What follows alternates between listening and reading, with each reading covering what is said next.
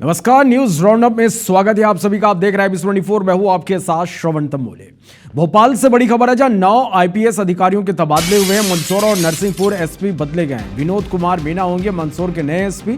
Narsinghpur SP मृगाकी Deka बदले गए हैं। ऋषिकेश मीणा होंगे नरसिंहपुर के अब नए एसपी। तो ये बड़ी खबर पहुंचा रहे भोपाल से, जहां 9 आईपीएस अधिकारियों के तबादले हुए हैं। मंदसौर और नरसिंहपुर एसपी बदले गए हैं। विनोद कुमार मीणा मंदसौर के नए एसपी होंगे, तो वहीं नरसिंहपुर एसपी मृगाकी डेका को बदला गया है। ऋषिकेश मीणा नरसिंहपुर के नए एसपी होंगे।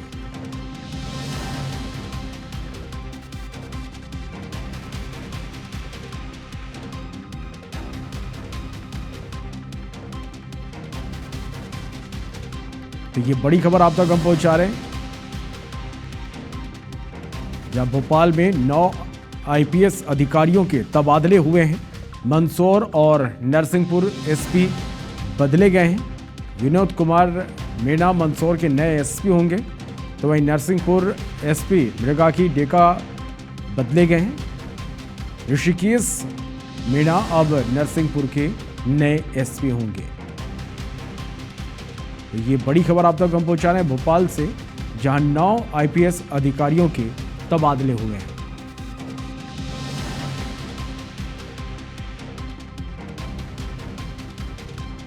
विनोद कुमार मीणा मंदसौर के अब नए एसपी होंगे, तो वहीं नरसिंहपुर के एसपी को हटाया गया, बदला गया है। ऋषिकेश मीणा अब नरसिंहपुर के नए एसपी होंगे। अपने YouTube चैनल नहीं चलने पर जबलपुर की एक यूट्यूबर चोर बन गई। चैनल चमकाने में लाखों खर्च के बाद भी महिला का YouTube चैनल मोनेटाइज नहीं हुआ, बल्कि उस पर 4 लाख रुपयों का कर्ज और चढ़ गया। कर्ज का बोझ उतारने के लिए यूट्यूबर ने चोरी का रास्ता अख्तियार कर लिया। बात चौंकाने वाली है, लेकिन जबलपुर में 10 लाख की जेवर चोरी के मामले में यही खुलासा हुआ है। इस रिपोर्ट को आप देखिए। पति परवेज कुरैशी निवासी 40 फुट थाना गोहलपुर के द्वारा थाने में रिपोर्ट की गई कि उसके मकान से लगभग 10 लाख रुपए कीमत के सोने और चांदी के जेवरात चोरी कर लिए गए हैं। थाना गोहलपुर ने अपराध पंजीबद्ध कर उसका क्रमबद्ध विवेचना की। चूंकि घर के ताले टूटे नहीं थे बल्कि चाबी से खोले गए थे, इसीलिए पुलिस को किसी नजदीकी पर ही चोरी का शक था। पुलिस ने जब घर के आसपास लगे 50 से ज्यादा फुटेज खंगाले, तो घर के पास एक स्कूटी सवार महिला कई बार गुजरती दिखी, जिसने बारिश ना होने पर भी रेनकोट पहन रखा था। पुलिस ने स्कूटी के नंबर के आधार पर महिला को गिरफ्तार किया, जो साजिदा की सहेली संजीदा निकली। संजीदा से पुलिस ने चोरी के 10 लाख के जेवर बरामद कर लिए हैं। सीसीटीवी फुटेज का भी एनालिसिस किया गया, जिसमें संजीदा की गतिविधियां लगातार संदिग्ध प्रतीत होने पर उसको थाने पर बुलाया गया। पूछताछ करने पर उसके द्वारा अपना जुर्म स्वीकार किया गया है। कारण पूछने पर उसके द्वारा बताया गया कि वो एक यूट्यूब चैनल चलाती है, जिसके तारतम्य में उसके द्वारा कुछ उधार लिया गया था और कर्ज नहीं चुका पाने के कारण उसने ये कदम उठाया था। संजीदा के कब्जे से संपूर्ण जेवरात कीमती लगभग 10 लाख के जब्त किए गए हैं। कहते हैं कि रास्तों में शॉर्टकट जरूर होते हैं, लेकिन जीवन में सफलता का कोई शॉर्टकट नहीं होता। सफलता के लिए मेहनत और जज्बा दोनों लगता है, लेकिन एक नाकामी से हिम्मत हारी संजीदा ने शॉर्टकट से चोरी करने का जो काम किया, वही उसे सलाखों के पीछे ले आया। विजेंद्र पांडे, IBC24, जबलपुर। नौर पुलिस ने अंधे कत्ल का खुलासा करते हुए आरोपियों को गिरफ्तार किया है। हत्या में शामिल पति ईश्वर सोमसारा अजबल समेत 5 आरोपियों को गिरफ्तार किया गया। आरोपियों से वारदात में प्रयुक्त देसी पिस्टल, जिंदा कारतूस, कार और मोबाइल फोन जब्त किए गए। पुलिस अधिकारियों के मुताबिक पति और उसकी दूसरी पत्नी ने मिलकर साजिश रची थी। आरोपियों ने मामूली पैसों के लालच में सुपारी किलर की मदद से हत्या को अंजाम दिया। दरअसल 14 अगस्त को मृतका पंचायत कार्रवाई के लिए अपने ससुराल गई थी, जहां पारिवारिक विवाद के चलते पति ईश्वर सोमसारा ने अपने साथियों के साथ मिलकर उसकी गोली मारकर हत्या कर दी। पुलिस ने सीसीटीवी फुटेज के आधार पर जांच आगे बढ़ाई और त्वरित कार्रवाई करते हुए पूरे गिरोह को दबोच लिया। फिलहाल पुलिस का कहना है कि 5 आरोपियों पर सख्त कार्रवाई की जाएगी। महिला की संदिग्ध परिस्थितियों में मौत हुई थी। प्रारंभिक रूप से इसे एक एक्सीडेंट का रूप दिया गया था। इसमें टेक्निकल इन्वेस्टिगेशन किया गया। उसके आधार पर ये स्पष्ट हुआ कि इस जो महिला थी जो मृतिका रानी थी, इसका विवाद जो इसका पति था ईश्वर से चल रहा था। गोली चलाई थी वो मुजफ्फर नाम का व्यक्ति था जो खजराना का रहने वाला है। वो उसने अपने पैसों के लिए और दोस्ती के खातिर पूरी घटना को अंजाम दिया। छतरपुर में एक बुजुर्ग महिला और उसकी बेटी पर धारदार हथियार से हमला कर दिया गया। हमले में बुजुर्ग महिला की मौत हो गई जबकि बेटी गंभीर रूप से घायल है। पीड़िता को इलाज के लिए अस्पताल में भर्ती कराया गया। घटना दोपहर की है। घटना का आरोपी घटना स्थल वाले मकान में पहले किराए से रहता था। हत्याकांड के बाद आरोपी भागते हुए घर से निकला, जिसका सीसीटीवी फुटेज सामने आया। मामले की जानकारी मिलती मौके पर पुलिस पहुंची और टीम ने जाँच शुरू कर दी है।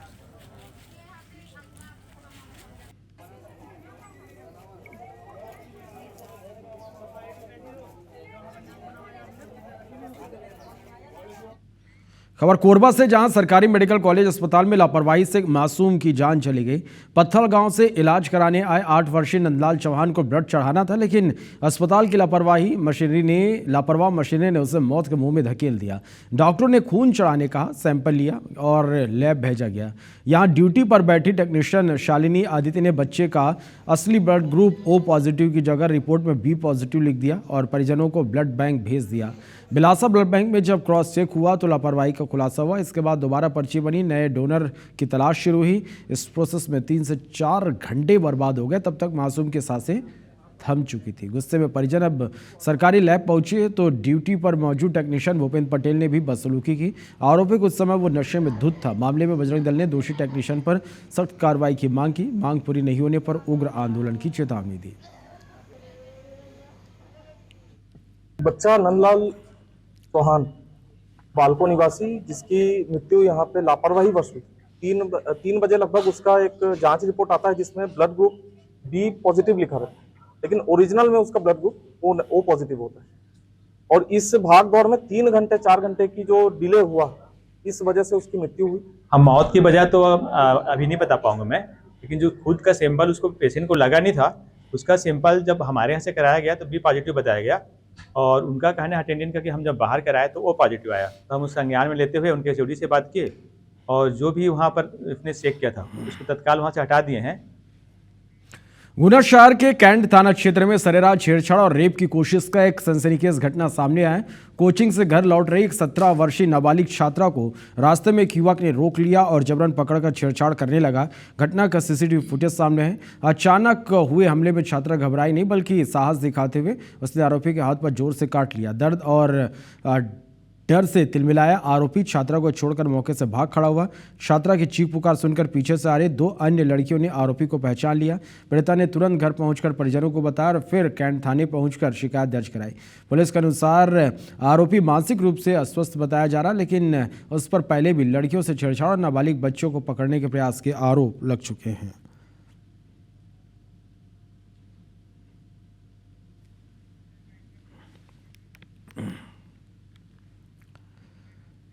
रायपुर से बड़ी खबर है, जहां 2 पक्षों में जमकर मारपीट हुई है। कॉलोनी में गणेश स्थापना को लेकर बलवा हुआ है। बलवा के बाद दोनों पक्ष के लोग थाना पहुंचे। पुलिस थाने के बाहर भी मारपीट हुई है। खमाडी हाउसिंग बोर्ड कॉलोनी का ये पूरा मामला है।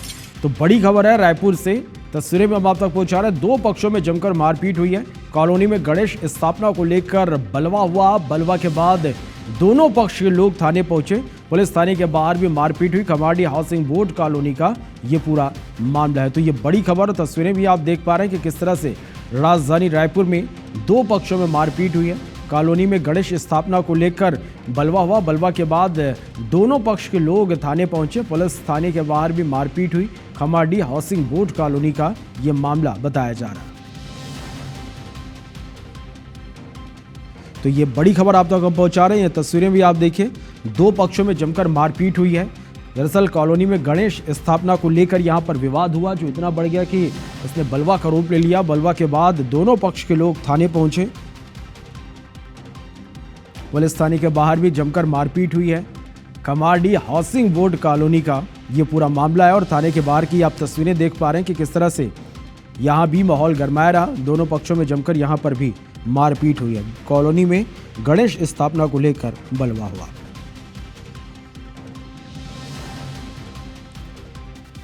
विवाद बढ़ने पर बलवा होने के बाद दोनों पक्ष के लोग थाने पहुंचे। पुलिस थाने के बाहर भी जमकर मारपीट हुई है। खमाडी हाउसिंग बोर्ड कॉलोनी का ये पूरा मामला बताया जा रहा है। तो रायपुर से ये बड़ी खबर है, तस्वीरें भी हम आप तक पहुंचा रहे हैं। दो पक्षों में जमकर मारपीट हुई है। कॉलोनी में गणेश स्थापना को लेकर विवाद हुआ है।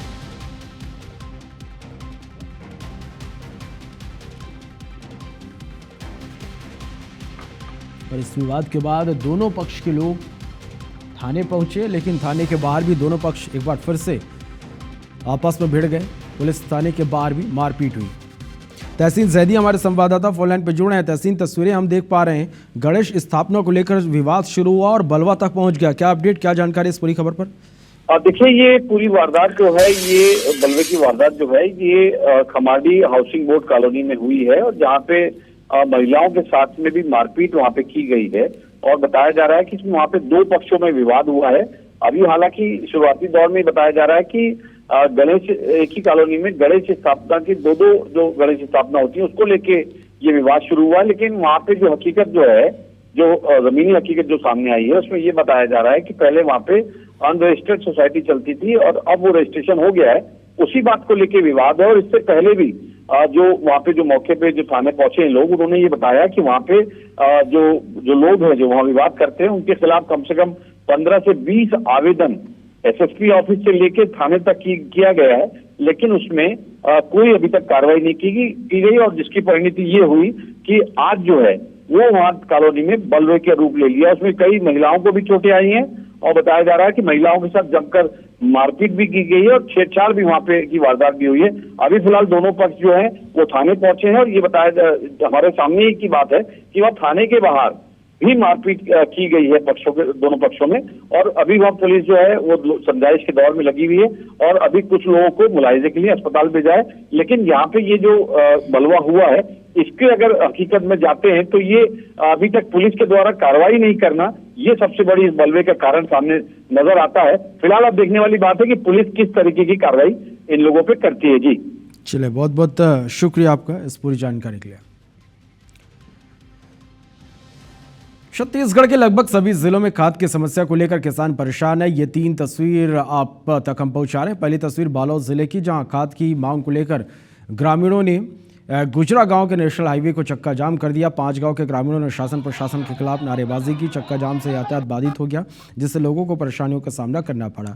दूसरी तस्वीर पखांजूर से, जहां क्षेत्र में खाद की किल्लत से किसान परेशान है। आदिम जाति सहकारी समिति द्वारा विगत 2 महीने से खाद नहीं बांटा जा रहा। इसी कारण किसान बहुत ही ज़्यादा परेशान है। निजी दुकानदारों के द्वारा ज़्यादा कीमत में यूरिया बेचा जा रहा है। खैरागढ़ में भी किसान सोसाइटी में खाद के लिए परेशान है। उन्हें खरीफ फसल के लिए समिति में खाद नहीं मिल पा रहा। निजी दुकानदार कालाबाजारी से ऊंचे दामों पर खाद उपलब्ध करा रहे हैं। किसानों ने कहा कि 3 महीने से सोसाइटी में खाद नहीं है। निजी दुकानों में 250 रुपये में मिलने वाली यूरिया 400 से लेकर 1000 रुपये तक में बेची जा रही है।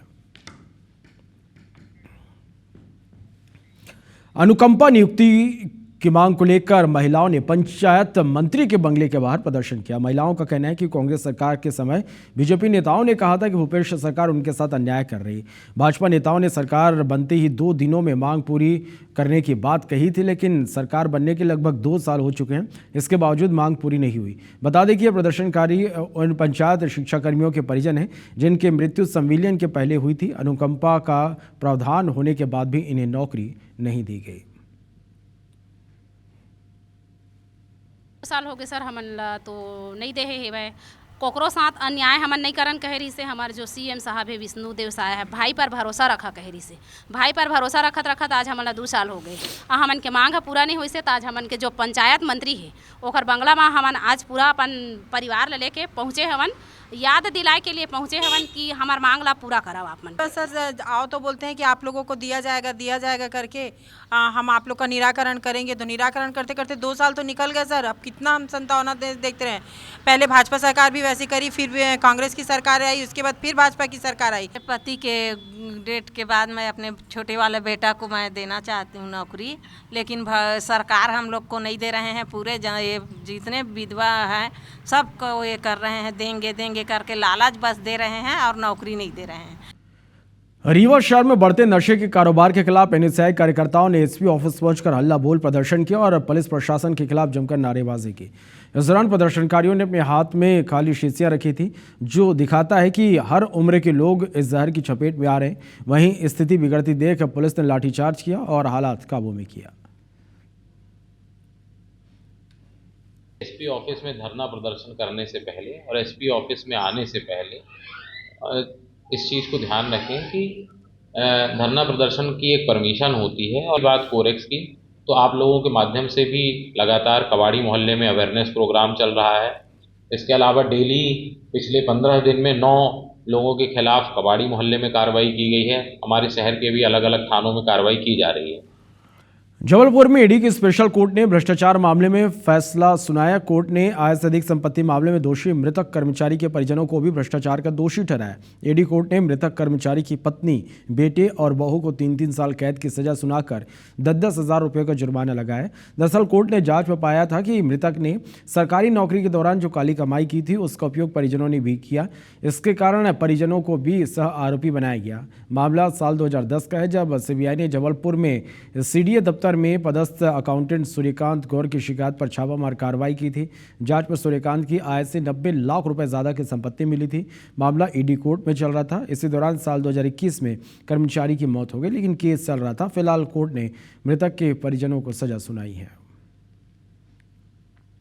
सूर्यकांत गौर जी जो थे वो सीनियर सीडी अधिकारी, लेखाधिकारी के पद पर कार्यरत थे और उनके द्वारा आपराधिक कदाचरण करते हुए आय से अधिक संपत्ति अर्जित की गई थी, जिसमें से पत्नी के बच्चा एवं पुत्र वधू के नाम से भी उनने प्रॉपर्टियां अर्जित की थी। सभी आरोपीगण को 3-3 साल के कारावास और 10,000 रुपये के जुर्माने से दंडित किया है। छत्तीसगढ़ भारत का एक खनिज समृद्ध राज्य है। यहाँ कोयला, लौह अयस्क और चूना पत्थर जैसे खनिज पाए जाते हैं। अब इलेक्ट्रॉनिक व्हीकल के लिए सबसे ज़रूरी मिनरल लिथियम की बड़ी खदान भी कोरबा में मिल चुकी है। ये वही मिनरल है जिसमें बने प्रोडक्ट इलेक्ट्रॉनिक व्हीकल इंडस्ट्री की रीढ़ मानी जाती। बताया जा रहा है कि रेयर अर्थ मिनरल की बड़ी खदान भी छत्तीसगढ़ में है, जो महासमुंद, दक्षिण बस्तर और उत्तर बलरामपुर में मिल सकती है। ये बातें गुरुवार को छत्तीसगढ़ राज्य स्तरीय भू वैज्ञानिक कार्यक्रम मंडल की 25वीं बैठक में सामने आई। इस बैठक में पिछले साल में माइनिंग के क्षेत्र में क्या काम हुए और अगले 1 साल में क्या काम किए जाएंगे, इस पर गहन चर्चा की गई। इसमें केंद्र सरकार के geological survey of India, Indian bureau mines, atomic mineral director के अधिकारी भी मौजूद रहे। मुख्यमंत्री के सचिव पी दयानंद और माइनिंग विभाग के एमडी रजत बंसल भी इस बैठक में मौजूद रहे। तो निश्चित रूप से अभी हम लोग स्ट्रेटेजिक मिनरल्स पे, डीप सीटेड मिनरल्स पे और जो रेयर अर्थ है उस पे ही काम कर रहे हैं। और हला लिथियम का जो ब्लॉक हमारे पूरे देश में कोरबा कटघोरा में है, उसके लिए चल रहा है, ऑक्शन हो चुका है उसमें। और भारत आने वाले समय में जिस पेस पे हम लोग इस तरह की मीटिंग करते हैं, उसका उद्देश्य यही है कि हम इसमें अग्रणी हो, आत्मनिर्भर हो। कटनी जिले के खनिज संपदा को दुनिया के सामने लाने और इस क्षेत्र में निवेश को बढ़ावा देने के उद्देश्य से 23 अगस्त को माइनिंग कॉन्क्लेव का आयोजन होगा, जिसमें मुख्यमंत्री डॉक्टर मोहन यादव मुख्य अतिथि के रूप में शामिल होंगे। कॉन्क्लेव की तैयारियों का जायजा लेने के लिए जनप्रतिनिधियों के साथ साथ कलेक्टर दिलीप कुमार यादव और एसपी ने भी निरीक्षण किया। इसमें कॉन्क्लेव में प्रदेश के अलावा दूसरे देश से खनन क्षेत्र के नामचीन उद्योगपति हिस्सा लेंगे। कटनी अपने लाइमस्टोन, डेलोमाइट, मार्बल, बॉक्साइड, लेटराइट और फायर क्ले जैसे खनिजों के लिए जाना जाता है। इस आयोजन से जिले में चल रही मौजूदा औद्योगिक गतिविधियों को और गति मिलने की उम्मीद है। ये बड़ा ही कटनी के लिए गौरव का विषय है कि माननीय मुख्यमंत्री जी ने माइनिंग कॉन्क्लेव के लिए कटनी को चुना। पूरे देश से करीब उद्योगपति यहाँ पे इन्वेस्टमेंट के लिए आ रहे हैं। कटनी चूँकि खनिज का काफ़ी महत्वपूर्ण स्थान रहा खनिज में। 23 अगस्त को कटनी में माइनिंग कॉन्क्लेव प्रस्तावित है, होने जा रही है, जिसकी लगभग सभी तैयारियां ऑलमोस्ट पूरी हो गई है। अरिंदम होटल में हो रही है और रजिस्ट्रेशन जो है अलग पूरे स्टेट के जो माइनिंग से संबंधित लोग उन्होंने रजिस्ट्रेशन किया, जो ऑलमोस्ट 1500 से ऊपर हो गया है। उतने ही प्रतिभागी सम्मिलित रहने की भी इसमें संभावना है और अलग अलग फील्ड के स्पेशलिस्ट इसमें बुलाए जा रहे हैं जो इस माइनिंग फील्ड से संबंधित है और उनसे संबंधित सेशन सारे रहेंगे। छत्तीसगढ़ सरकार की पीडीएस योजना पर सरकारी अफसर ही पलीता लगा रहे हैं। इसके बानगी सरगोजा में देखने को मिली। यहाँ कागजी आंकड़ों में एक मुश्त 3 महीने का चावल हितग्राहियों को तो बांट दिया गया, मगर एपीएल हितग्राहियों को चावल मिला ही नहीं है।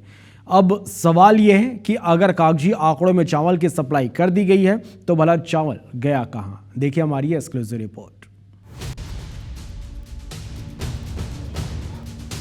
छत्तीसगढ़ सरकार ने बारिश को देखते हुए जून माह में ही 3 माह यानी जून, जुलाई और अगस्त माह का राशन एक साथ देने के निर्देश जारी किए थे। इसके लिए पीडीएस दुकान संचालकों को चावल का वितरण जून माह में किया गया। खाद्य विभाग के कागजी आंकड़ों में विभाग ने 100% चावल का वितरण भी कर दिया है, जिसमें एपीएल और बीपीएल कार्डधारी शामिल हैं। जिले में करीब 2,98,152 राशन कार्डधारी हैं, जिनमें 2,90,862 कार्डधारियों को राशन का वितरण करने का दावा खाद्य विभाग के अधिकारी कर रहे हैं। माह जून में 3 महीने का खाद्यान्न वितरण करने के लिए शासन निर्देश आया था, जिसके लिए माह जून, जुलाई, अगस्त 3 महीने का एकमुश्त खाद्यान्न वितरण किया जाना था और सरगुजा जिले में खाद्यान्न वितरण किया गया है। जो हमारा खाद्य विभाग का रिपोर्ट है उसके सब 96% तो हमारा हो गया है। एक साथ 3 माह का राशन वितरण किए जाने वाले इस हकीकत की पड़ताल जब IBC 24 ने ग्राउंड पर जाकर की तो हकीकत इससे अलग रही। दरअसल एपीएल वर्ग के हितग्राहियों को राशन का वितरण ही नहीं हो पाया है। कहीं 1 माह का राशन मिला है तो कहीं 2 माह का। सैकड़ों हितग्राही ऐसे भी हैं जिन्हें राशन ही नहीं मिला है। और इससे बड़ा चौंकाने वाला खुलासा तो पीडीएस दुकान संचालकों ने किया है। दुकान संचालकों का कहना है कि उन्हें 3 महीने का एक साथ आवंटन ही नहीं हुआ है। बड़ी बात ये कि अगस्त माह बीतने को है, मगर इस माह का राशन जो कि एक साथ जून में ही मिल जाना था वो मिला ही नहीं। ऐसे में सवाल ये कि आखिर खाद्य अधिकारी के कागजी आंकड़े सही है या फिर जमीनी हकीकत। नहीं मिल पाया अगस्त में, लगातार संपर्क में है संचालक के, लेकिन क्या है कि पोर्टल खुल नहीं रहा है, ऐसा कोई इशू आ रहा है जिसकी वजह से हमको राशन अवेलेबल उपलब्ध नहीं हो पा रहा। एपीएल को भी हम लोग के वितरण जो ऑप्शन है वो भी नहीं खुल रहा है, ब्लॉक है। हमने पैसा पटाया, एपीएल का चावल अभी नहीं मिला हमको, तो मिलेगा, ऑप्शन खुलेगा तो उपभोक्ता को हम दे पाएंगे। जून जुलाई में चावल बटा एपीएल और अगस्त का चावल अभी हमारे पास नहीं आया, डीडी जमा है अगले महीने से, तो थोड़ा सा परेशानी आ रहा है। चावल वहाँ से अभी स्टॉक नहीं आ पाया है। जून माह में ही अगस्त तक का चावल आवंटन में सामने आ रही गड़बड़ी को लेकर कांग्रेस जहां इस पर जांच की मांग कर रही है, तो वहीं हमारे खुलासे के बाद खाद्य अधिकारी सप्लाई और भंडारण की प्रक्रिया की जांच कराने की बात कह रहे हैं। सरकार ने 3 महीने का राशन देने की बात कहकर खूब ढिंढोरा पीटा है और ये दुकान तक ही चावल नहीं आया है और दुकानदार ये कहते हैं कि पूरा चावल नहीं मिला, तो फिर ये चावल गया कहाँ? ये गहन जांच का विषय है। सभी दुकानों में जैसे डीएम नान से अपने द्वारा जानकारी ली गई थी, तो सभी दुकानों में भंडारण किया जाना बताया गया है। आपके माध्यम से जैसे सूचना प्राप्त हो रही है कि दुकानों में भंडारण नहीं हुआ है, तो इस मामले में डीएम नान से पुनः जानकारी लेकर कार्रवाई की जाएगी। बहरहाल छत्तीसगढ़ सरकार के जिस पीडीएस सिस्टम की सराहना पूरे देश में होती है, उसमें कई घोटाले सामने आ चुके हैं। इस मामले में भी बड़ा गड़बड़झाला सामने आ सकता है, क्योंकि जब कागजों में हितग्राहियों को चावल वितरित कर दिए गए तो भला जिन एपीएल कार्डधारियों को राशन नहीं मिला वो किसके खाते में गए, ये एक बड़ा सवाल है। अभिषेक सोनी, IBC 24, सरगुजा। गरियाबंद जिले के मलगांव में आंगनबाड़ी केंद्र पिछले 10 सालों से किराए के छोटे से कमरे में चल रहा है, जिसका बगल में एक तबेला है। 35 बच्चों की 10 संख्या वाले इस केंद्र में कमरे के साथ किचन भी है, जहां मुश्किल से 15 से 20 बच्चे बैठ पाते हैं। चूल्हे और धुआं का बरसात में टपकते छत बच्चों के लिए मुश्किलें और बढ़ा देती हैं। बच्चे अक्सर आंगनबाड़ी से खेलते खेलते तबेले में चले जाते हैं। स्थानीय लोग सालों से स्थायी भवन और बेहतर सुविधाओं की मांग कर रहे हैं, लेकिन उनकी मांग आज तक पूरी नहीं हो पाई। मामले में अब नाराज ग्रामीणों ने सरकार से आंगनबाड़ी भवन की गुहार लगाई है, जिससे बच्चों को सुरक्षित और स्वस्थ माहौल मिल सके। वहीं जिला महिला बाल विकास अधिकारी बजट की कमी को कारण बता रहे हैं। बहुत समस्या सर, 10 वर्ष हो गई यहाँ आंगनबाड़ी चलाते, किराए से चलाती हूँ और मेरे बच्चे तो बहुत है, 40 बच्चे थे पहले, अभी कम हो गए, 35 है मेरे बच्चे। एक ही रूम में गए, इतना सारा समस्या है। एक ही रूम में रेडी टू ईट रखते हैं, खाना बनाते हैं, बैठने की व्यवस्था ठीक से नहीं हो पाती है। छोटे छोटे बच्चे हैं वहाँ, यहीं पे खाना बना रहे हैं।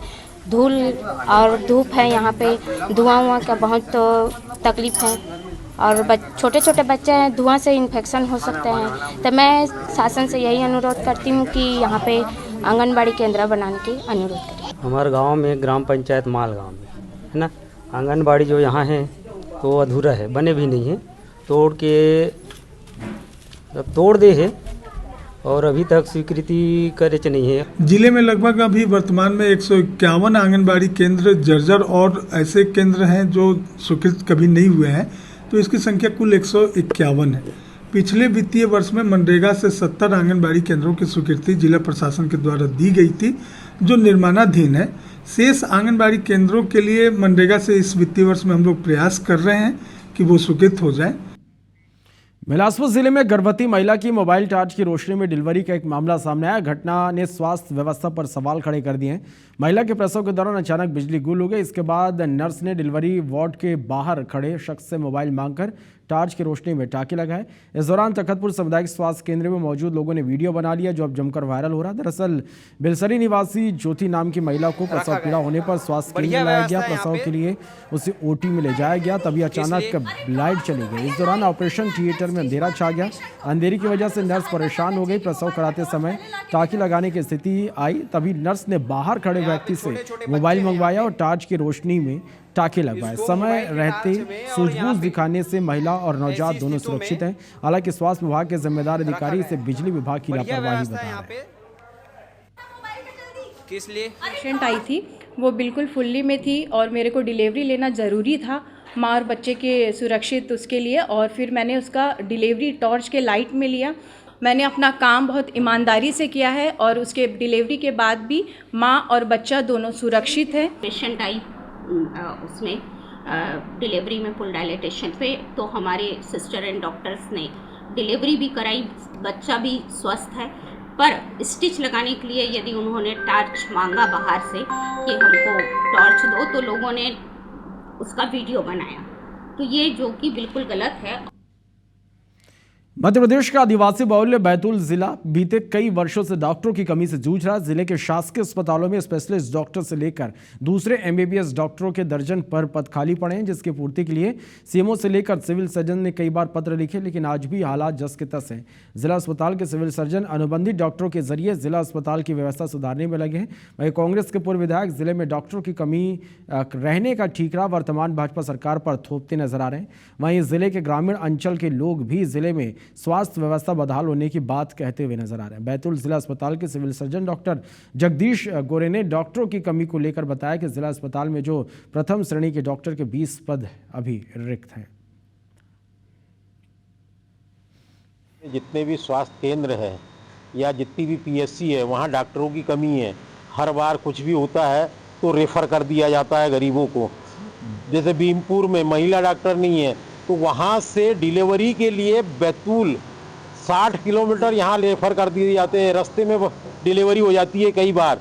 सरकार को चाहिए कि इन सारी व्यवस्थाओं को दुरुस्त करना चाहिए और डॉक्टरों की पूरी व्यवस्था करना चाहिए। जो हॉस्पिटल तो है वहाँ दामजीपुरा अन्य जगह जगह, लेकिन डॉक्टर एक भी नहीं है वहाँ, जिससे कि ग्रामीण क्षेत्र के जो लोग गरीब लोग इलाज के अभाव में परेशान होते रहते हैं। उस समय तत्काल व्यवस्था में अतिथि डॉक्टरों की नियुक्ति की, 2-3 महीने सेवाएं दें, उसके बाद जस के तस पड़ा, जिससे उस क्षेत्र के गरीब लोगों को बहुत परेशानी का सामना करना पड़ता है। लगातार हम लोग मांग करते आ रहे हैं कि स्वास्थ्य सेवाएं बैतूल जिले के अंदर बेहतर करी जाए। स्वास्थ्य हमारा बैतूल जिला ग्रामीण पिछड़ा क्षेत्र है, आदिवासी क्षेत्र है। यहाँ पे स्वास्थ्य व्यवस्था पिछले कई सालों से चरमराई हुई है। हमारे बैतूल के माननीय विधायक हेमंत जी खंडेलवाल ने आज ही प्रदेश के उप मुख्यमंत्री, जिनके पास चिकित्सा विभाग भी है, उनसे मिले हैं और जल्द ही यहाँ पर पीपीपी मोड पर जिला चिकित्सालय में मेडिकल कॉलेज की सुविधा जो बैतूल जिले को मिलेगी और निश्चित ही इससे स्वास्थ्य सेवाओं में बेहतर होगी और स्वास्थ्य संबंधी जितनी भी समस्या है उनका बहुत जल्दी समाधान होगा। जो स्वीकृत पद है हमारे पास प्रथम श्रेणी विशेषज्ञ के, वो 31 पद हैं स्वीकृत। उसके विरुद्ध हमारे पास 11 कार्यरत हैं और 20 रिक्त हैं वर्तमान स्थिति में। द्वितीय श्रेणी का भी बता दूं, उसमें हमारे पास 18 पद हैं, तो उसमें से 16 कार्यरत हैं, 2 रिक्त हैं। तो इनकी प्रतिपूर्ति के लिए समय समय पर शासन को यहाँ से मांग पत्र भी भेजे गए हैं। ग्वालियर के सत्यनारायण की टेकरी विवाद थमने का नाम नहीं ले रहा है। एक तरफ मध्य प्रदेश हाईकोर्ट ने टेकरी से अतिक्रमण हटाने का आदेश दिए, तो वहीं दूसरी ओर जनता इस आदेश पर नाराजगी जाहिर कर रही है। उनकी मांग है कि मंदिर को कब्जा मुक्त कराया जाए और मंदिर से जुड़े हुए बंद रास्तों को खोला जाए। मंदिर में भक्तों को पूजा नहीं करने दी जाती है। जो मेन रास्ता है उसको बंद कर दिया है, और एक रास्ता ये है जो मेन रास्ता है पूरा बंद कर दिया है, वो वार्ड 2 नंबर में आता है। ये 36 का है जो रास्ता, वो भी बंद कर दिया। वार्ड 2 के लोग 36 से होते हुए नीचे जा सकते हैं, आसानी से उतर चढ़ सकते हैं। कोई महिला को डिलीवरी हो, कोई को अर्जेंट कहीं जाना हो, या फिर किसी भी आकस्मिक कुछ भी होने पे कोई आम रास्ते को बंद कर दिया, जिससे जनता को काफ़ी परेशानी हो रही है। पहले से खुला हुआ था और इसको है ना पूरन शेवरी जी द्वारा ये मंदिर पे इन्होंने अवैध कब्जा जो भी इन्होंने किया है, और उसके साथ साथ इन्होंने मेन गेट को भी बंद कर दिया। मंदिर की जो मूर्ति थी वो पूर्व में उस जगह थी, वहाँ से उठाई। जो आज वो लोग जिंदा हैं जिन्होंने मूर्ति उठा के दी है पूरन शेवरी जी को। आज इन्होंने करोड़ों की ज़मीन पे कब्जा करके रखा है। मेन रास्ता हमारी लड़ाई ये है, जनहित का मामला है कि इन्होंने गेट बंद कर दिए दोनों साइड में। मंदिर में नहीं जाते पूजा करने के लिए, जाओ और ये मंदिर में कर आओ, इसमें नहीं आते। माननीय न्यायालय के आदेश का हम लोग पूरा अध्ययन करेंगे और उसमें जो वस्तुस्थिति है उसके अनुसार इंक्रोचमेंट वाकई में कितना है उसका एनालिसिस करने के बाद में एक प्लान हम लोग प्रस्तुत करेंगे। सीएम विष्णु देसाई के नेतृत्व में एक उच्च स्तरीय प्रतिनिधिमंडल गुरुवार को जापान और दक्षिण कोरिया के दौरे पर रवाना हुए। इस यात्रा का उद्देश्य छत्तीसगढ़ को वैश्विक निवेश मानचित्र पर स्थापित करना है। टोक्यो में 22 से 24 अगस्त तक प्रतिनिधिमंडल जापानी उद्योगपतियों, व्यापार संघ और निवेशकों के साथ इन्वेस्टर कनेक्ट सेशन और व्यावसायिक बैठकों में भाग लेंगे। इसके बाद 25 और 26 अगस्त को ओसाका में आयोजित वर्ल्ड एक्सपो 2025 में शामिल होंगे, जिसमें सीएम विष्णु देसाई निवेश अवसरों पर विभिन्न हितग्राहियों से चर्चा करेंगे। दौरे का अंतिम जो सियोल है 27-29 अगस्त को होगा, जहां निवेशक गोलमेज बैठक, कोरिया के शीर्ष कंपनियों और व्यापार संघों से मुलाकात होगी, जिसके बाद सेक्टर विषय संवाद आयोजित किए जाएंगे।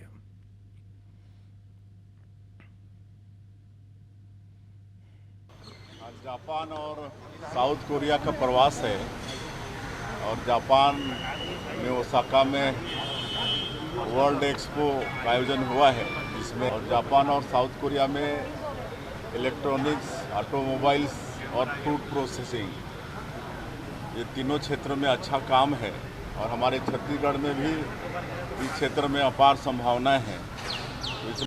जगदलपुर नगर निगम में दलपत सागर को लेकर कांग्रेस से बीजेपी आमने सामने है। कांग्रेस का आरोप है कि दलपत सागर तालाब में 9 करोड़ रुपए के विकास कार्यों को पहले सामान्य सभा में रखना चाहिए था। मुद्दे पर खुलकर चर्चा होती तब विकास का बेहतर खाका तैयार होता। कांग्रेस नेता कह रहे हैं कि नियमों को ताक में रखकर सत्ता पक्ष ने मनमानी ढंग से पैसों की बर्बादी की, भ्रष्टाचार किया। कांग्रेस के आरोपों को सिरे से खारिज करते हुए महापौर संजय पांडे ने कहा कि दलपत सागर तालाब में सौंदर्यीकरण विकास का प्रस्ताव पहले MIC की बैठक में रखा गया था। इसके बाद सामान्य सभा की बैठक में इस पर चर्चा हुई, जो कि रिकॉर्ड में मौजूद है।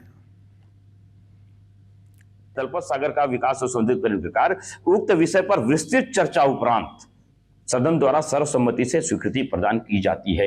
48 प्रतिनिधियों के बीच में चर्चा होता है, नगर विकास का खाका खींचा जाता है, उसके बाद राज्य शासन उसको अनुमोदित करती है।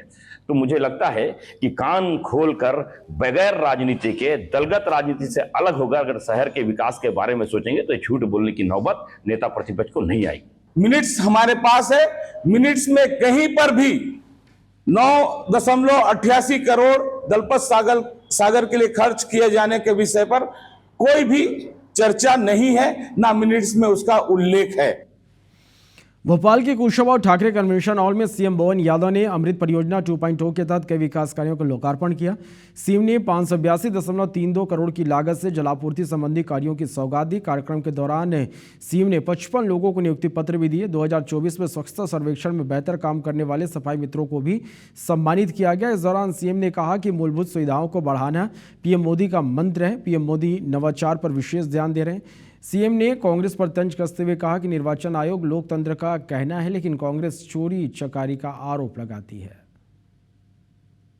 कई कारणों को मिलाकर के आज का कार्यक्रम हमारा बहुत अच्छा, गरिमापूर्ण भी है, लेकिन एक निवेदन जरूर करूंगा।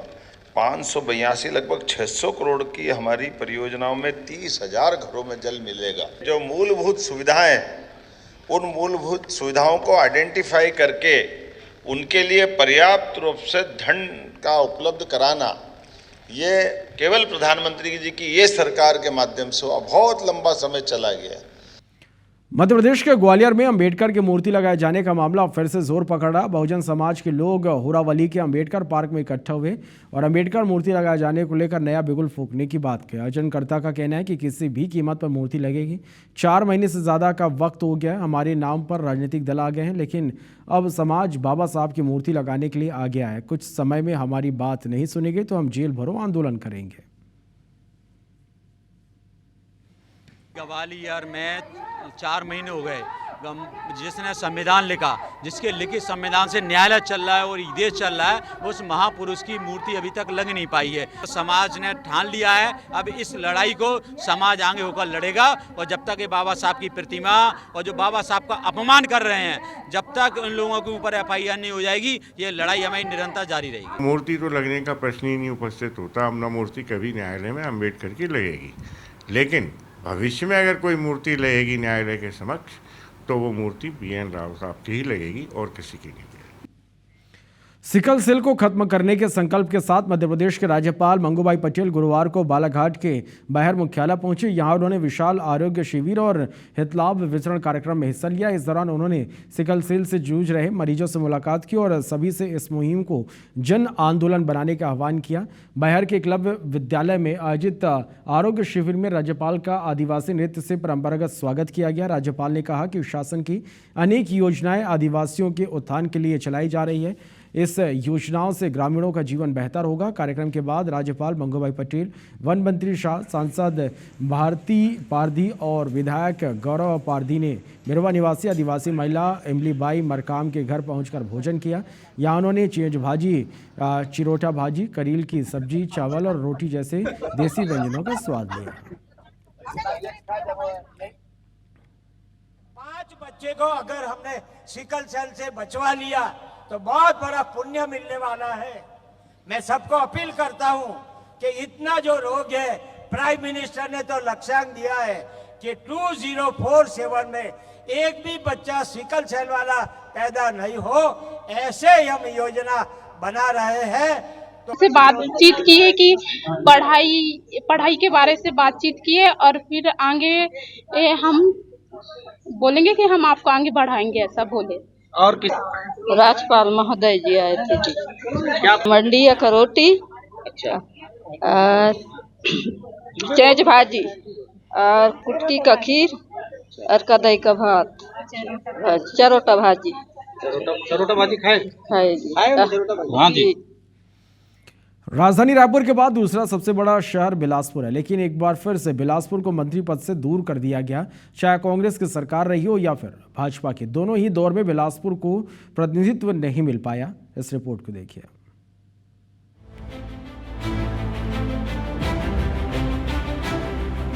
मंत्रिमंडल विस्तार के बाद बिलासपुर की राजनीति में नाराजगी की चर्चा तेज है। राज्य का दूसरा सबसे बड़ा शहर होने के बावजूद बिलासपुर से किसी को मंत्री पद नहीं मिला। कांग्रेस काल में भी बिलासपुर से किसी विधायक को मंत्री नहीं बनाया गया था। अब भाजपा सरकार में भी वही स्थिति बनी हुई है। बहुत ही वरिष्ठ और अनुभवी मंत्रियों को स्थान नहीं मिला है, इसलिए हमें इस बात का थोड़ा सा अफसोस है कि बिलासपुर से किसी को मंत्री नहीं लिया गया। और उम्मीद थी कि बिलासपुर से किसी को मंत्री बनाया जाएगा, क्योंकि एक जिले में मंत्री होने से विकास कार्य को गति मिलती है, तेजी आती है, निर्णय जल्दी होते हैं। इसका दुख है, पर अब उनको मार्गदर्शक मंडल पर ले लिया गया, उसकी मैं उनको बधाई दे देता हूँ। हालांकि भाजपा नेता कांग्रेस के आरोपों को खारिज करते हुए कहते हैं कि मंत्री बनाने का फैसला पार्टी और नेतृत्व का होता है, इसमें खींचतान जैसी कोई बात नहीं है। जनता ने भारतीय जनता पार्टी को चुना और भारतीय जनता पार्टी के कार्यकर्ता ही मंत्रिपरिषद में हैं। माननीय मुख्यमंत्री जी भी भारतीय जनता पार्टी के कार्यकर्ता हैं। तो विकास के रथ की गतिशीलता को देखते हुए, सुशासन के संकल्प की पूर्ति को देखते हुए कि सुशासन के संकल्प के साथ भारतीय जनता पार्टी का काम गतिशील है प्रांत में। राजनीतिक जानकारों की माने तो अविभाजित मध्य प्रदेश के बाद से बिलासपुर हमेशा से मंत्रिमंडल का हिस्सा रहा है, जिनका सीधा लाभ भी शहर को समय समय पर मिला है। लेकिन पिछले कुछ सालों से मंत्री नहीं मिलने का नुकसान विकास के साथ जनता की अपेक्षाओं पर इसका सीधा प्रभाव पड़ेगा। बिलासपुर अविभाजित मध्य प्रदेश के समय से इस यहाँ का एक राजनीतिक तासीर रही है कि यहाँ के 5-5 मंत्री, 3-3, 4-4 मंत्री रहे हैं। तो इसलिए ये उम्मीद थी लोगों को कि इस बार उन्हें अवसर मिलेगा, और जो उनका नाम लगातार आ रहा था, तो निश्चित रूप से आम लोगों के नज़रिए से अगर बात करें तो उन्हें निराशा तो स्वाभाविक रूप से होगी। कुल मिलाकर राजनीतिक दबाव न होने पर मंत्रालय में बिलासपुर की फाइलें उतनी प्राथमिकता से नहीं उठेंगी जितनी उन जिलों की उठती है जहां से मंत्री आते हैं, और यही कारण है कि स्थानीय लोग इसे न्याय से वंचित होना मानते हैं।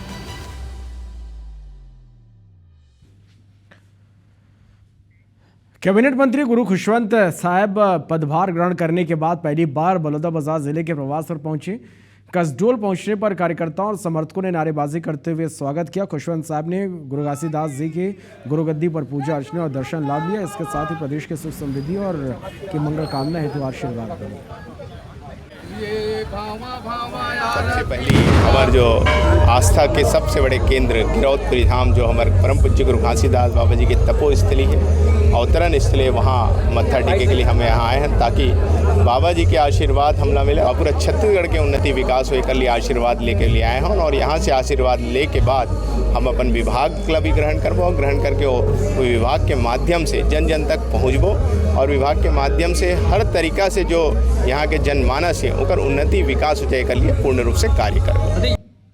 खबर रायपुर से, जहां पुलिस ने कंबोडिया साइबर ठग गैंग के 5 शातिर लुटेरों को गिरफ्तार कर रायपुर लाई। इस गैंग ने रायपुर के 2 पीड़ितों से डिजिटल अरेस्ट कर 1 करोड़ की ठगी की है। रेंज साइबर सेल पुलिस ने ऑपरेशन सेल चलाकर दिल्ली, उत्तर प्रदेश, महाराष्ट्र और मध्य प्रदेश से इन आरोपियों को गिरफ्तार किया है। ठगों ने पुरानी बस्ती थाना क्षेत्र में शिक्षा विभाग के रिटायर्ड क्लर्क से खुद को ईडी अधिकारी बताकर 14 लाख के गवर्नमेंट इंजीनियरिंग कॉलेज के प्रोफेसर से 88 लाख रुपए की ठगी की थी। कंबोडियाई गैंग के सदस्य देश भर में घूम कर नए लोगों को नेटवर्क से जोड़ते हैं, किराए पर जगह लेकर फर्जी दस्तावेजों से कारोबारी समूह बनाते हैं, ऑफिस खोलकर अलग अलग नंबरों से अपने शिकार को फ़ोन करते और मनी लॉन्ड्रिंग, मानव तस्करी और एक्सटॉर्शन जैसे गंभीर अपराधों में फंसाने का डर दिखाकर ठगी की वारदात को अंजाम देते हैं। डिजिटल अरेस्ट के प्रकरणों में पुलिस को हाल में सफलता मिली है।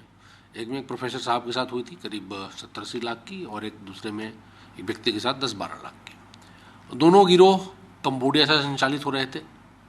इसमें मेथड ये है कि जब भी व्हाट्सएप कॉलिंग फॉरेन से आती है, फॉरेन के नंबर से, और अगर विक्टिम उसको काट देता है, इंगेज नहीं करता, तो लोकल कॉल्स किए जाते हैं उसको डराने के लिए। इन 5 के इंट्रोगेशन में कंबोडिया में जो लोग उपस्थित हैं उनकी पूरी जानकारी मिली है। जबलपुर में आम जनता को हेलमेट के बिना पेट्रोल नहीं दिया जा रहा। हेलमेट नहीं पहनने वाले चालकों पर ताबड़तोड़ चालानी कार्रवाई भी हो रही है। वहीं दूसरी ओर पुलिसकर्मी भी बिना हेलमेट पहने गाड़ी चलाते नजर आए। पुलिस ने जबलपुर में जगह जगह चेक पोस्ट बना रखे हैं। मामले में पुलिस अधिकारियों का कहना है कि कानून सबके लिए है, जिसका पालन करने की जिम्मेदारी पुलिसकर्मियों की ज्यादा बनती है।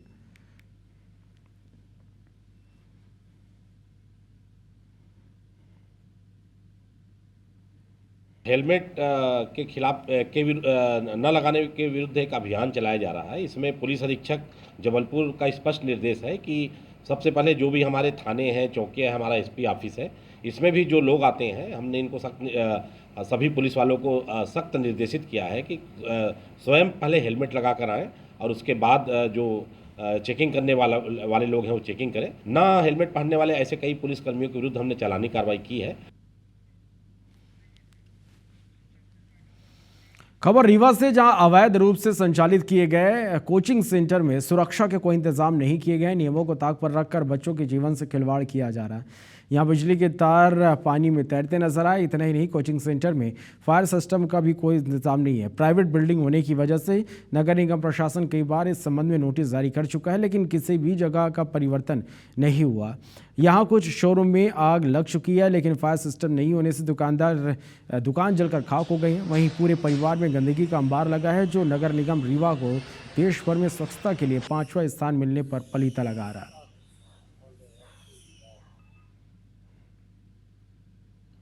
इस संदर्भ में हमारा जो फायर की टीम है उनके द्वारा इसका निरीक्षण किया गया था। रामा गोविंद पैलेस का जो बाकी भवन थे उनके साथ साथ इस कमर्शियल कॉम्प्लेक्स का भी निरीक्षण किया गया था। जो नियमानुसार नहीं था उनका फायर सेफ्टी का, उसके लिए उनको नोटिस भी 2 बार जा चुकी है कि अगर ये नहीं करते तो उन पर विधिवत कार्रवाई भी की जाएगी। नीचे लगे हैं वो थोड़ा सुरक्षा के लहजे से उतने बेहतर नहीं है।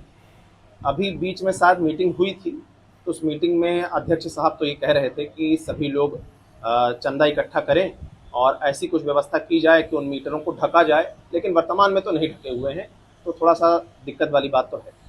काफ़ी लोगों ने सही व्यवस्था कर रखी है। आप हमारे यहाँ भी देख रहे होगे सामने दिख रहा है वो लगा हुआ है। तो जितना संभव उतना किया था, एक आध बार ऐसे छोटी मोटी आगे लगी भी, लेकिन उसको तुरंत कंट्रोल कर लिया गया। कोई एग्जिट वाली तो कोई सेफ्टी नहीं है, एक ही है। बाकी एयर वगैरह के लिए है, विंडोज वगैरह काफ़ी लगी हुई है और फायर वगैरह के लिए हमने सैनिटाइजर रखे हुए हैं ताकि फायर वगैरह से हम बचाव कर सकते हैं अपना। और इस बीच एक बड़ी खबर है आपसे रंजिश को लेकर। भिलाई में खूनी खेल खेला गया है। बाप बेटे ने आदतन बदमाश की हत्या कर दिया। 2 महीने पहले जेल से बदमाश छूटा था। 5 साल पहले महिला ने हत्या के मामले में गवाही दी थी। बीच बचाव में महिला के पति और बेटे ने हत्या कर दी। छावनी थाना पुलिस ने बाप बेटे को हिरासत में लिया है। बड़ी खबर है भिलाई से। आपसी रंजिश को लेकर खूनी खेल खेला गया है। बाप बेटे ने आदतन बदमाश की हत्या कर दिया। 2 महीने पहले जेल से बदमाश छूटा था और 5 महीने पहले महिला ने दी थी हत्या के मामले में गवाही। बीच बचाव में महिला के पति और बेटे ने हत्या कर दी। छावनी थाना पुलिस ने बाप और बेटे को हिरासत में लिया है। राजधानी रायपुर में इस बार गणेशोत्सव की तैयारियां जोरों पर है। मूर्तिकार की ओर से मिट्टी की गणेश प्रतिमाएं तैयार की जा रही। दूसरी ओर रायपुरा इलाके का यादव परिवार सुपारी, धान, बटन, धागा, पूजा सामग्री, अन्य प्राकृतिक वस्तुओं से गणेश प्रतिमा तैयार कर रही है। ये अनोखी प्रतिमाएं इन दिनों चर्चा का विषय बनी हुई है। इस अनोखी कला को लेकर यादव परिवार से खास बातचीत की हमारी सहयोगी प्राची पांडे ने। जी, ये चंदन लकड़ी की 4 प्रकार की चंदन लकड़ी से बनाया गया है। अलग अलग चंदन लकड़ी अलग अलग जगह लगाई गई है। चेहरे में लाल चंदन से सजाया गया है और शरीर को पीले चंदन और लाल चंदन से सजाया गया है। उसके छिलके से धोती बनाई गई है। पंडरी वाले जब आए हम लोग को ऑर्डर देने के लिए तो हम बोले आप पंडरी में तो सुई धागा और कपड़े का जो व्यापार होता है वहाँ, तो हम बोले वहाँ धागा और बटन से बना देंगे मूर्ति। इस टाइप के उन लोग से चर्चा करें, वो लोग एग्री हो गए। काम को मैं तो कम से कम 27-28 वर्ष से लगातार लगा हुआ हूँ और यही हमारा रोजी रोटी का वो बन गया है। पापा को देखते हुए एकदम एक्साइटमेंट हो जाती है कि नए नए चीज़ से आप पापा बना रहे हैं, तो हमको भी ऐसा लगा कि हम भी कर सकते हैं पापा के साथ। तो उस समय से हम भी करने लगे हैं, तो चल ही रहा है काम। में 6 से 7 प्रकार की पूजन सामग्रियाँ लगाई गई है मूर्ति में।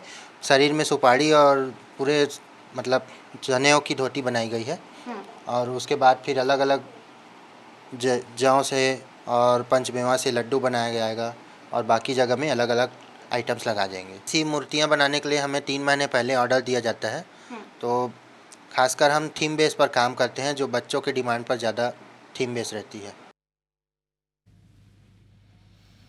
मुंबई की एक महिला ने अपने पति और ननद पर जबरन धर्मांतरण, मानसिक और शारीरिक रूप से प्रताड़ित करने के साथ ही ब्लैकमेल करने जैसे गंभीर आरोप लगाए। महिला ने बुधवार को इंदौर के तुकोगंज थाने में शिकायत दर्ज कराई है। मुंबई की रहने वाली पीड़िता ने पुलिस को बताया कि साल 2005 में एक एडवर्टाइजिंग कंपनी में काम के दौरान उसकी पहचान रोमी नामक युवक से हुई। करीब 5 साल तक दोनों रिलेशनशिप में रहे। इस दौरान युवक ने खुद को रोगी बताकर ही रिश्ता निभाया। साल 2010 में दोनों ने कानूनी रूप से शादी की। तभी महिला को पता चला कि रोमी का असली नाम यूसुफ है। इसके बावजूद उसने रिश्ता नहीं तोड़ा। 2011 में बेटे का जन्म हुआ। इसके बाद से पति यूसुफ और ननद गुलबानू खान ने मुस्लिम धर्म अपनाने और बुर्का पहनने का दबाव बनाना शुरू कर दिया। महिला के मुताबिक उसकी इच्छा के खिलाफ बेटे का खतना भी कर दिया गया। पति ने निजी वीडियो और फोटो वायरल करने की धमकी दी। इससे परेशान होकर महिला ने पुलिस में शिकायत की। मुंबई में रहती थी पहले और उनका वहीं एक व्यक्ति यूसुफ खान से उनका संबंध हो गया और वहाँ शादी भी हुई। उसके बाद उन्होंने जो उनको मानसिक और शारीरिक प्रताड़ना की है उनके साथ, उसके संबंध में उन्होंने यहाँ पे एक एफआईआर दर्ज कराई है, जिसमें आरोपी पति यूसुफ खान, उसकी सिस्टर गुलबानू के विरुद्ध एफआईआर 4 नियम के अंतर्गत कायम की गई है। कोरिया जिले में नगर सैनिक के रूप में पदस्थ डॉक्टर महेश मिश्रा को स्वतंत्रता दिवस के मौके पर राष्ट्रपति के गृह रक्षक और नागरिक सुरक्षा पदक से नवाजा गया। राजधानी रायपुर में आयोजित मुख्य समारोह में सीएम विष्णुदेव साय ने उन्हें राष्ट्रपति पदक से सम्मानित किया। बता दें कि कोरिया जिले के ट्रैफिक मैन के नाम से मशहूर खैरी गांव निवासी डॉक्टर महेश मिश्रा पिछले 2 दशक से यातायात जागरूकता अभियान चला रहे हैं, जिसके तहत वो लाखों लोगों को जागरूक कर चुके हैं। सड़क दुर्घटनाओं में घायल लोगों की मदद, घुमंतू मवेशियों के गले में रेडियम बंधवाने का काम भी इसके द्वारा किया जाता है। राष्ट्रपति पदक से सम्मानित होने से जिले का नाम और मान बढ़ गया है। विधायक से लेकर कलेक्टर और एसपी ने घर पहुंचकर उन्हें इस उपलब्धि के लिए बधाई दी।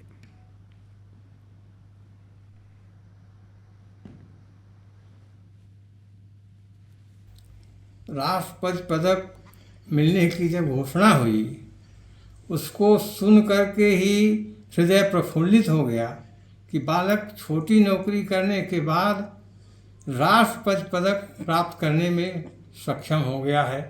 बहुत ही प्रसन्नता हुई। बहुत खुशी की बात है ज़िले के लिए कि डॉक्टर महेश मिश्रा को प्रेसिडेंट अवार्ड मिला है।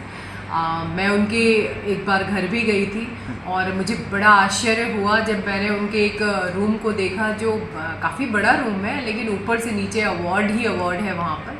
काफ़ी लर्नेड भी है वो, और ट्रैफिक के दुनिया में इस तरह का अवार्ड मिलना अपने आप में बहुत मायने रखता है। छत्तीसगढ़ में पीएम सूर्यघर योजना में तेजी लाने के लिए बिजली कंपनी के अधिकारी एड़ी चोटी का जोर लगा रहे हैं, और लेकिन इस योजना में बैंक वाले रोड़ा अटका रहे हैं। सही गाइडलाइन नहीं होने के कारण बैंक की ओर से योजना के लिए फाइनेंस में डिले किया जा रहा है। छत्तीसगढ़ में पीएम सूर्यघर योजना के तहत नोडल एजेंसी बिजली वितरण कंपनी को बनाया गया है। कंपनी के अधिकारियों से मिली जानकारी के मुताबिक राज्य में पीएम सूर्यघर के लिए लगभग 50,000 आवेदन आ चुके हैं। इसमें से 4500 घरों में सोलर प्लांट लग चुके हैं, जबकि 30,000 उपभोक्ताओं ने वेंडर का चयन किया है। अधिकारियों के मुताबिक बैंक से फाइनेंस में दिक्कत की शिकायतें आई थी। इसके बाद बैंकों के साथ मीटिंग की गई और उन्हें उपभोक्ताओं को योजना के तहत जल्द फाइनेंस करने के निर्देश दिए गए। जानकारी के मुताबिक पीएम सूर्यघर योजना में बैंकों की ओर से 6% के ब्याज पर 2 लाख रुपए तक की राशि फाइनेंस की दी जा रही है। 50,000 से अधिक एप्लीकेशंस आए हुए हैं, जिसमें से 4500 घरों में लगभग अभी पीएम सूर्यघर योजना के तहत सोलर प्लांट लग चुके हैं। बैंक्स के पास में जो हमने समीक्षा में देखा कि उस समय क्लियर गाइडलाइन नहीं थी, लेकिन अभी वर्तमान में बैंक्स 6% के ब्याज दर पर 2 लाख तक का लोन इस योजना के तहत 3 किलोवाट के प्लांट पर दे रहे हैं। और अभी बैंक के सामने ये है कि उनको सिर्फ बिजली का बिल और उनका जो आधार कार्ड, इन 2 चीज़ों के अलावा वो अलग से किसी दस्तावेज की आवश्यकता नहीं है। रायगढ़ नगर निगम 40 साल पुराने सीवरेज प्लांट पर निर्भर है। सरकारी सकरी नालियों और समूची ड्रेनेज सिस्टम नहीं होने की वजह से बारिश में निचले वार्डों का जल भराव की स्थिति यहां पर देखने को मिलती है। खास बात यह कि निगम ने शहर के लिए नया सीवरेज प्लांट तैयार किया था, जिस पर 80 करोड़ रुपए खर्च होने थे, लेकिन इस प्रस्ताव को शासन से अब तक मंजूरी नहीं मिल पाई है। ऐसे में योजना अधर में अटकी हुई है।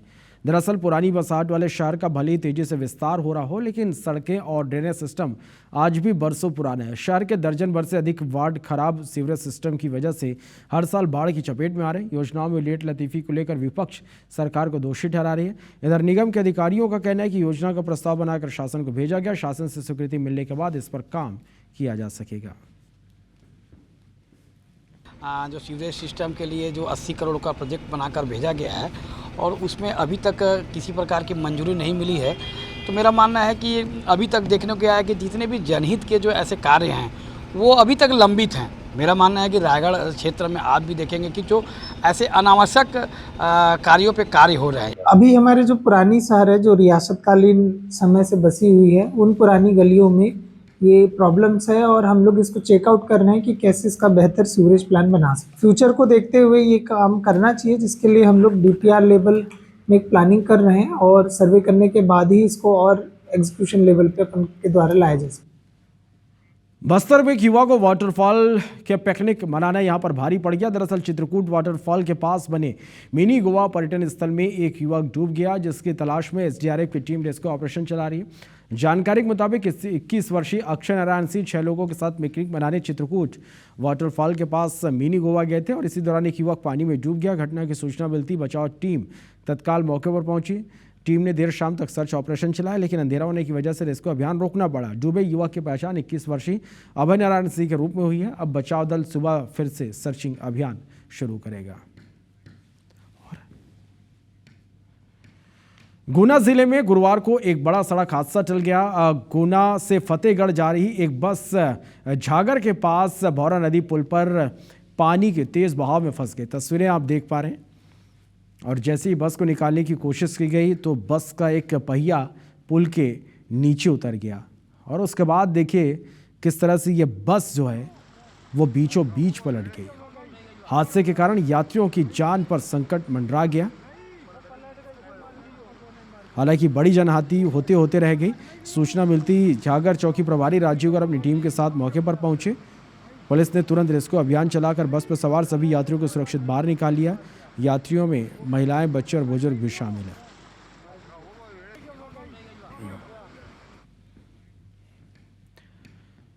जीएसटी सुधारों पर मंत्री समूह जीओएम ने सहमति जताते हुए मौजूदा 4 स्लैब को घटाकर 2 स्लैब करने का प्रस्ताव पास किया है। अब 5% और 18% जीएसटी के 2 स्लैब रहेंगे। हालांकि विलासिता संबंधी सामान पर 40% जीएसटी की तैयारी भी है। 40% जीएसटी में महंगी कारें, तंबाकू उत्पाद और शीतल पेय जैसी चीजें शामिल है। अब अंतिम फैसला जीएसटी परिषद लेगी, जिससे उपभोक्ताओं को बड़ी राहत मिलने की उम्मीद है। फिलहाल इस बुलेटिन में इतना ही। नमस्कार।